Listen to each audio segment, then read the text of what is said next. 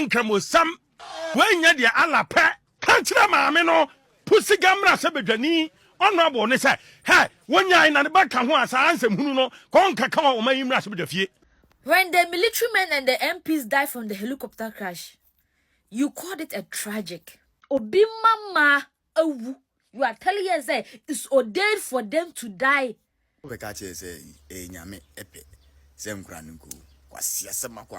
Yasi we asem asem mpenipa na mom enipa ene pe ne ho asem uko media ne so a Bonohene ene Abronye this abe clàsh with MP for Pusiga constituency eye Honorable Laadi Ayamba efa ne nsem obeka fa enra nkura nsia na omu ye no o ma dem maami pa keka wadwen a kire me ma ntiri wu no a kire wadwen amame e wo comment section aha yi Penyah block media me so say need you obe like video no that one subscribe button na be click notification icon latest update na be kire wadwen da amame e wo comment section me so ba so no wa show for so anya bi ahwe eti eno ana Ghana Armed Forces ebi o ma promo for recruitment and screening exercise I'm a honor no a work sports stadium Accra in the TDC ya to wenche because AC abra 6 people were stampeded and Emma Omono FM etwa na no mo siedo na issue happen ya no ana dey report e call two parliamentarians in ending by Conservative Force and the acting defense minister na odi amanboy e got too many more and a member of parliament for Pusiga constituency Honorable Laadi Ayamba ayi mema tuni ne say oye MP in charge for congratulations and bye affairs obeka no drawing the ministerial veteran aha or no also jana naso I don't tell them say oh omo no de omo mu yen de an omo tam naso omo dis omo and omo yen in fact say enye enwa how kwa no ba ya enwa na ankasa na wo na lo mbewu etenwa omo na ala ana ahihye ne sa. But I want us to all take solace in the Almighty Allah. There is nothing that happens that doesn't happen at the right time. This is what the Almighty Allah has ordained for them. Today is their day. No matter how, no matter what, no matter who was there, as what, even if we brought all the presidents of the world to sit there as ministers or whatsoever, once today is ordained for them to die, they will. And this is what has happened. Unless you don't believe in the oneness of God, unless you don't believe in the oneness of the Almighty Allah, it is not anybody who wanted them to die. There is no single officer there who wanted even one single soul to pass. Faith and other kasai and kopia ni asem, but this is wrong time. Yen kasasa a wrong timing. Unti obia wu no untimi kogye ko ma me no aka se ai masa obebo waso. There was any braba enura na asem na si fresh she me za okata se na se ase oni timani ho abro embe nipa. Na ero na comedy za wusa Bonohene ene Abronye DC abe clàsh with mami. Wo NDC mrashabedwani wo ba Hey. Mati amafo say kramofo de wanya nkramo sam wanya de ala pe kanchira maame no Pusiga mra sebedwani honorable ne say hey wonya na ne baka ho asa nsemhunu no kon kaka wa oman yimra sebedwafie na won ka no afere no wahu no bi ehwe no wahu ana asem na wo ka no kan no peso ka bie na wo ka bie bisa Honorable Ayamba Laadi Wait. NDC MP Wash. Pusiga ne baka ho ni nua baka ho ne wofa baka ho a enko beka sa asem we wo mayimra so dwafie yenti de okan de mra kakrakra yeko. But I want us to all take solace in the Almighty Allah. There is nothing that happens that doesn't happen at the right time. Wait. This is what the Almighty Allah has ordained for them. Hey. Today is their day. No matter how, no matter what, no matter who was there, as what, even if we brought all the presidents of the world to sit there as ministers or whatsoever, once today is ordained for them to die, they will. Hey. And this is what has happened. Unless you don't believe in the oneness of God, unless you don't believe in the oneness of the Almighty Allah, it is not anybody who wanted them to die. There is no single officer who wanted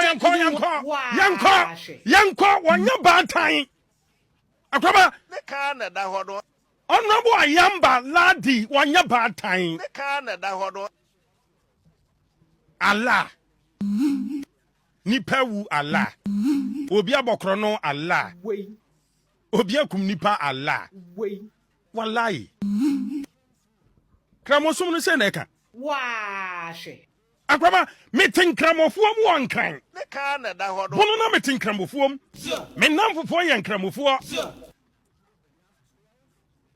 Ba ya wo wenko gina wo mayimra sebdafie. Enkase de besia na asi no sa na esi. That is why I catch us. Still, we are in the Stone Age. As a country, we are still in the Stone Age. You can't we also be reset your mind. And then this in Master Jafono, or Mudrin says still, you was Stone Age in Mua, but Jimmy Brennamu, and Mudrin say, "Wo." You can't we also be reset your mind. Who MP? Nama Busia ya koma Busia said and cry. Nama the ancient Kodaso. Na sa na ese nti akosi jeso muwu e na omako but obi anya na dwuma yie MP wonwene huhu ye you can we also be reset your mind obi anya na dwuma yie ye wo obi a preventable wo obi wo hobetimesi ano kwan ye fra wo obi kwase awuo ani ye fra wo obi atofo wuo ye wo obi a wo preventia eyeye wo ye onoma yie asa wuo ne ma. Na won say ja wo ho se me koto jam wo wi a wo say de ala pen wa ye wo koto jam wo hu abani si say ya wo digu pono so say ya fa asrafo omumna e wake no enye papa hwene akasa enye papa ne ka na da hodo hen no kre ba ko pe obi a wi si sa de nkebesi. But no, and proper.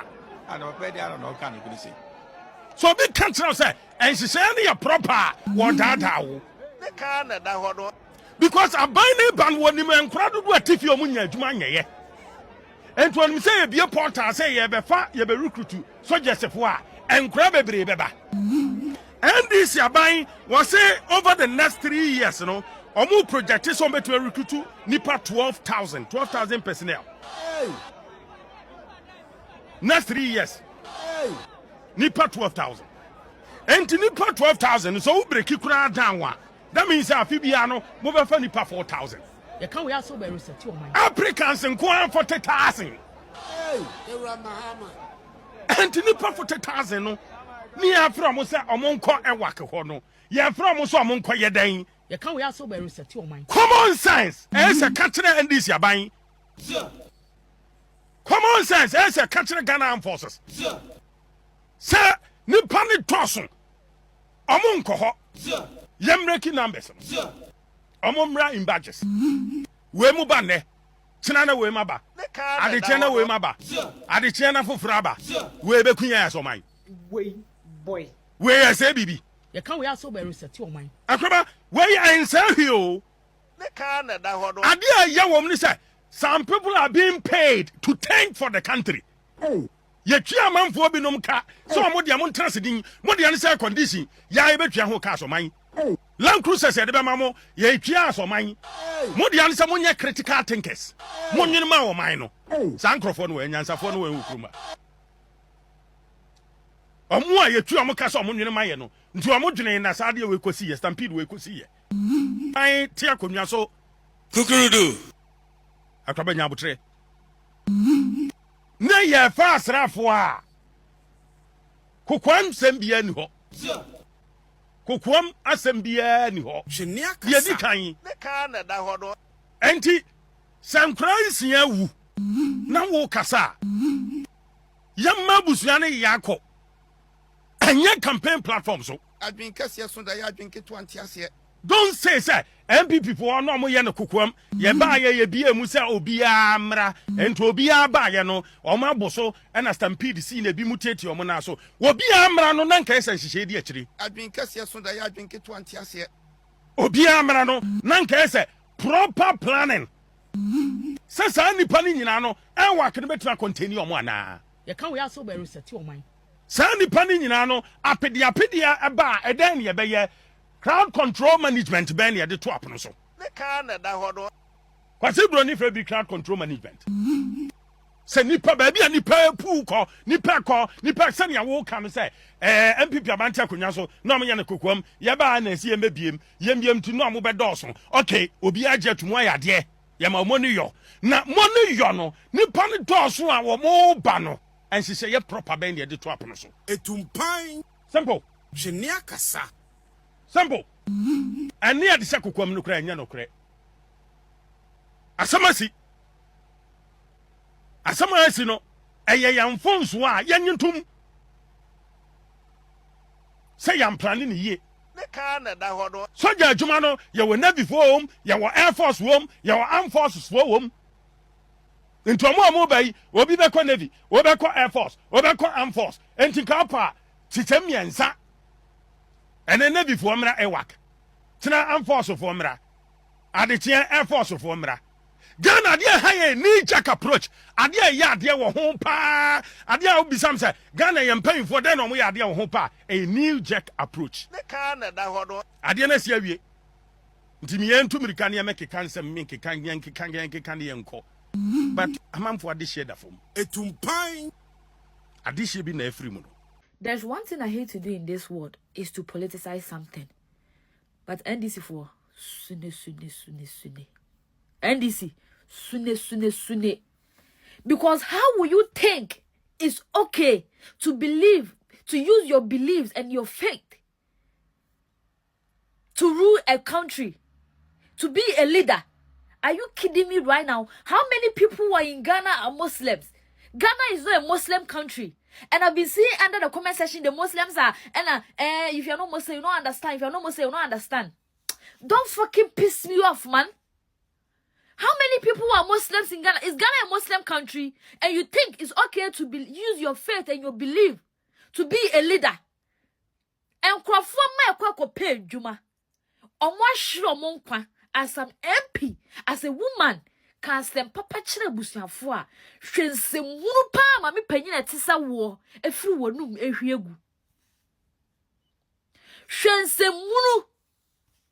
Me say I hate to politicize, like as some question serious or mine who di one bobo be the politics machine, but NDC, especially the females MP for more sune more sune. You think it's okay because of say you believe and you have the faith to say obia be wuntino, so obia wise normal. Ufri so otinifia anko bewu.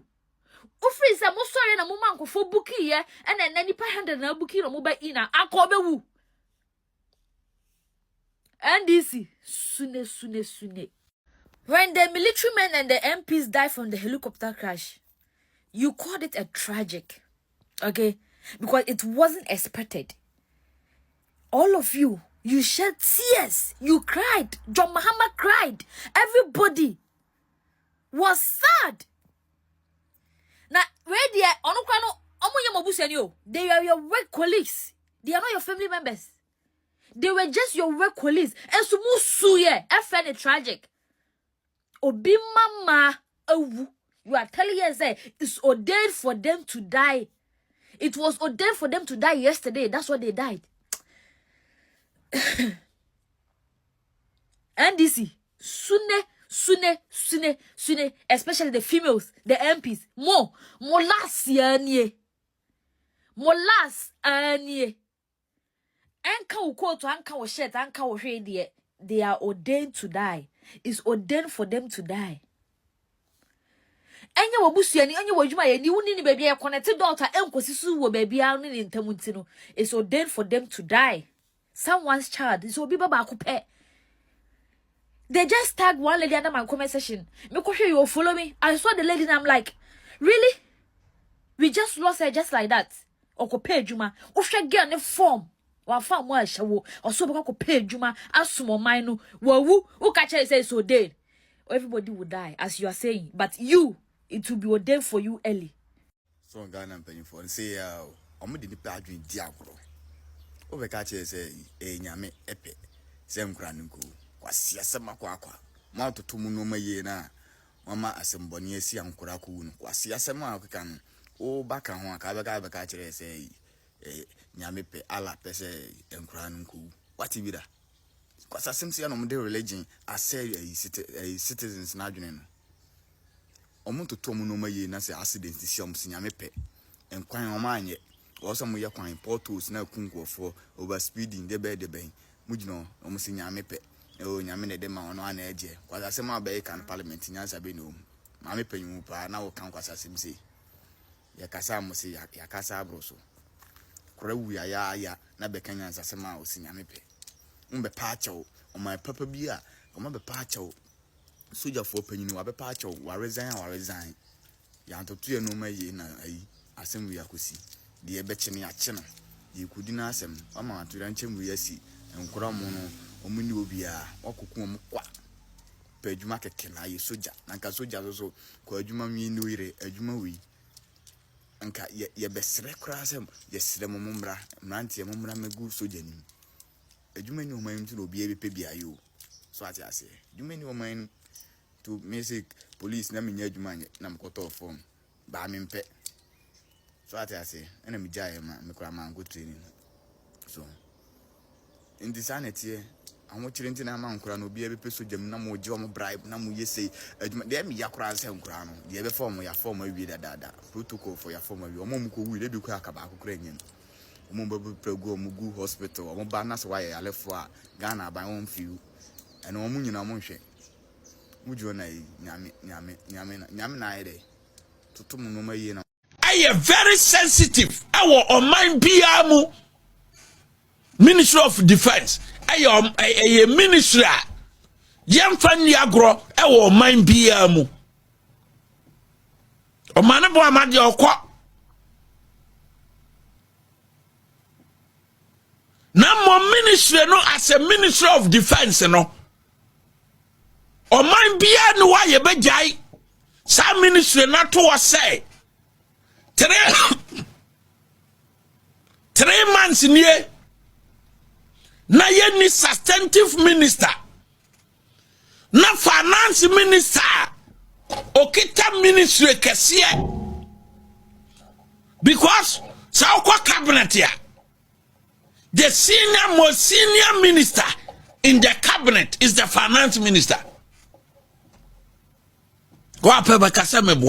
Because all the ministries enyina eda in finance minister.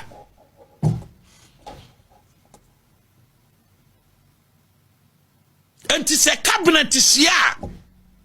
The number 1 minister is the finance minister. Because ministries na kanyina no ebetima operate successfully through the finance ministry. And say finance ministry na ankasa na eda hodada no eye overburden. And niyama yeden egunu so. Si ebeto oman beto akukwo. Oman beto akukwo ba akukura tuaka ne say your oman dirimu a eye finance minister asem. Oman beto kosia atuaka eye finance minister asem. Hospital be here birth ye beto Ministry of Finance and the Ministry of Health and the Ministry of Finance. Until all the ministries in Yinano near Penyah and finance minister. Until ministry kesiye. A juma a good swano, a juma yede, a swan. That is why I am be a chum. Professor Insensitive say Ministry of Finance a ministry kesiye. Enti as say your man minister and 2 deputies. Emre bi atwam President John Dramani Mahama who say Ministry of Finance aye ministry kesiye enti esesa to forcing any se tepe ebam as a deputies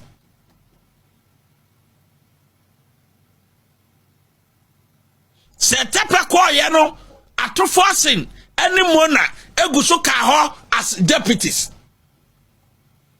the ministry kesiye anda na nado danko akofo ehun ya say ministry no suntino ye di deputy ministers ye dey ekoka ho no mu nyina ye dey boa enti ye big ministry a wukọ aman bebre a sa na tie the Ministry of Finance aye ministry na ye panyini because all other ministries ebetima operate successfully e was said the finance ministry no ebe kita omumu e bra to ranchem si ye no President John Dramani Mahama edi to just say yema ministry ni na hontino yema ato forcing the finance minister enko ate as a defense minister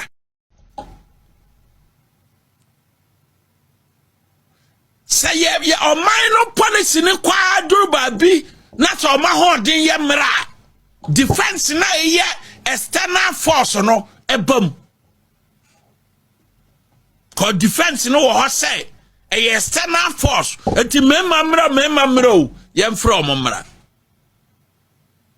na minister we are responsible for say proper planning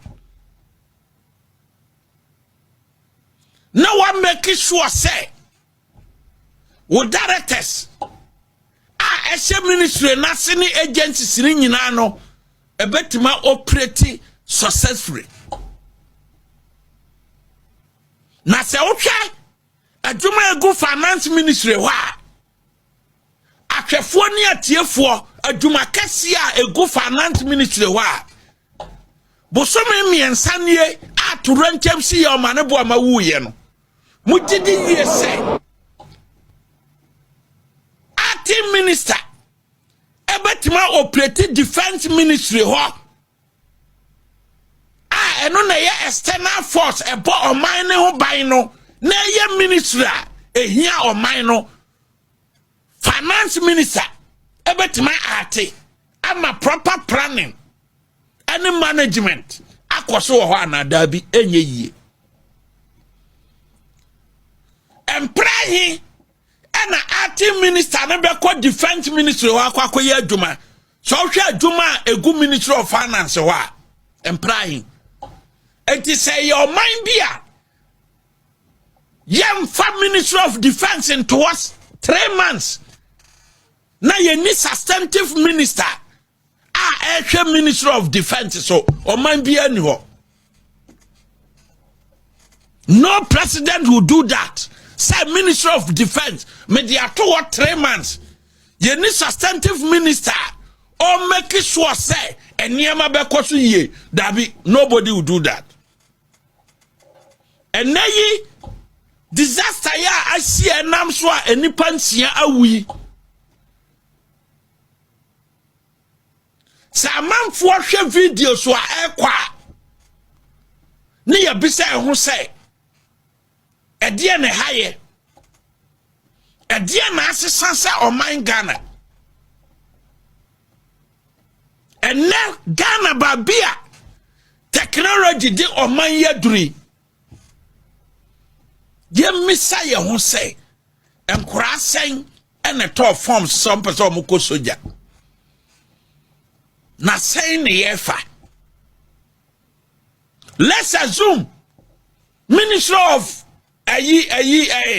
Interior at the statement yaba say mo be fa security by police fa one be fa 12,000 fire be fa 12,000 we be fa say we have no problem.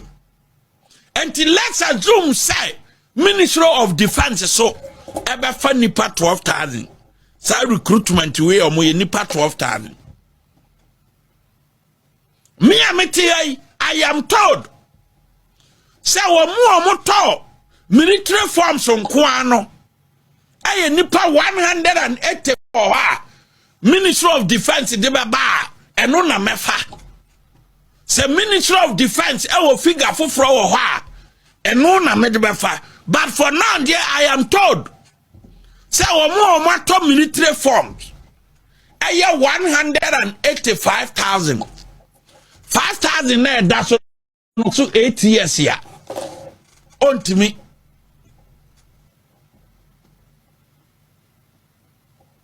On to me. Nipa 5,000. On to me for more at a go. When you cry about him, first 3,000 back up, first 4,000 back up. Me question is say, and nemre ya technology. Akona nim, Dr. Laji Mahmoud Bawumia romanti. Na se nipa 185,000 ato military form. Mo ye screening na. Mo say Thursday, Wednesday, and Thursday and Saturday.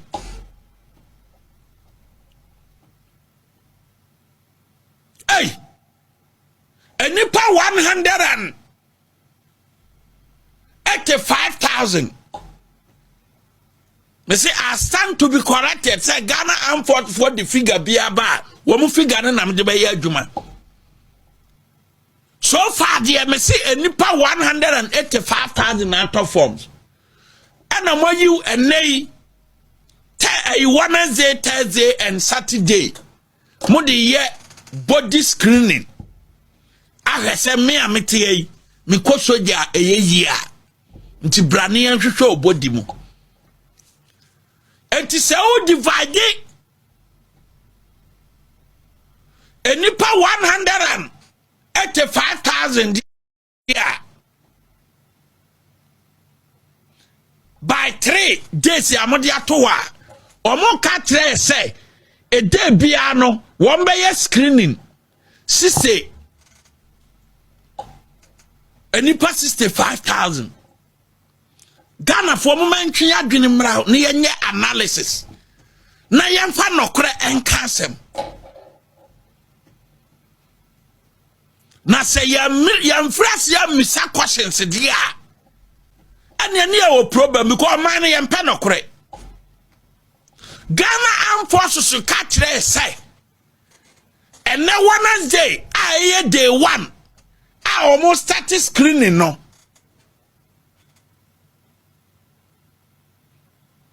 And then Kuano, one best screening a producer 65,000 times 3 by my saying.